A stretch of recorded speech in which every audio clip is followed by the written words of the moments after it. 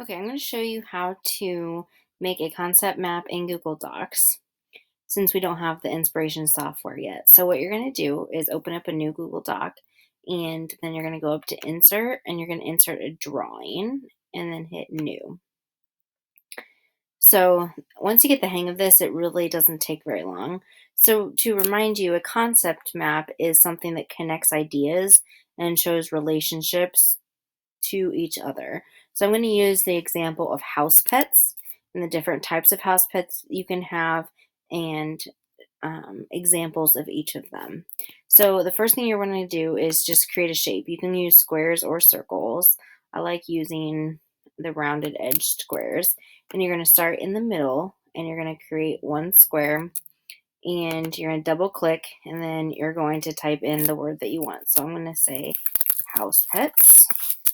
And you can do formatting to make this look however you want. You can center it, you can change the colors, but obviously that's not as important as just the information, but make it look however you would like.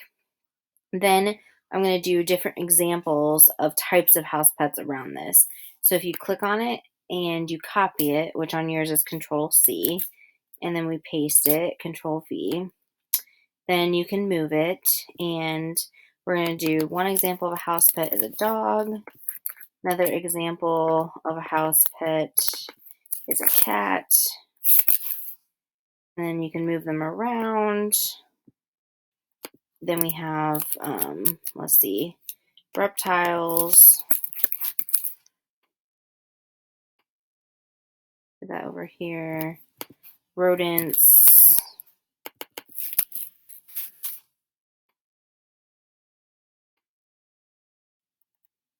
You can do as many around the center one as you can. And then you're going to add arrows connecting them. So the thing you can do with this is go up here and just click on the arrow. Then you click on the box you want it to go from. That's not how it's supposed to look. You have to click on the arrow and you go from here and then you click and drag to the box you want it to go to until it highlights it. Then it will connect the arrows.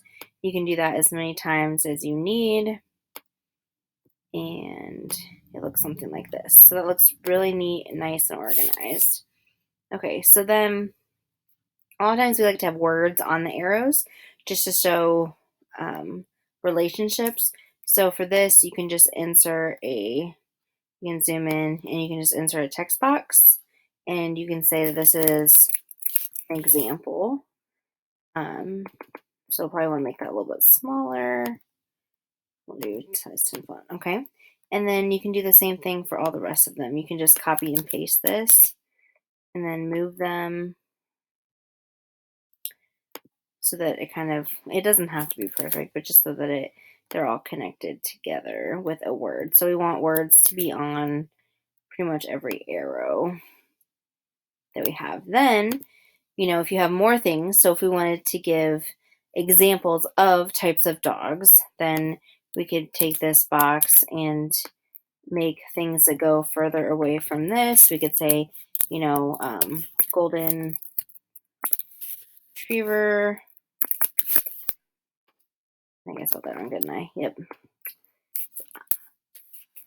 Retriever, or we could have a boxer.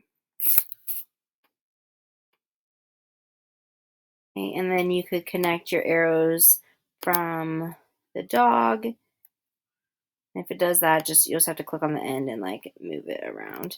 That doesn't look as good. There we go. And another arrow as such. And then the nice thing is one of the requirements when you make these in this class is to put pictures with your words, some of your words. So you can go up to image here and I could search for a picture of a golden retriever and then click select and insert that into my concept map and just drag it and put it right next to the word.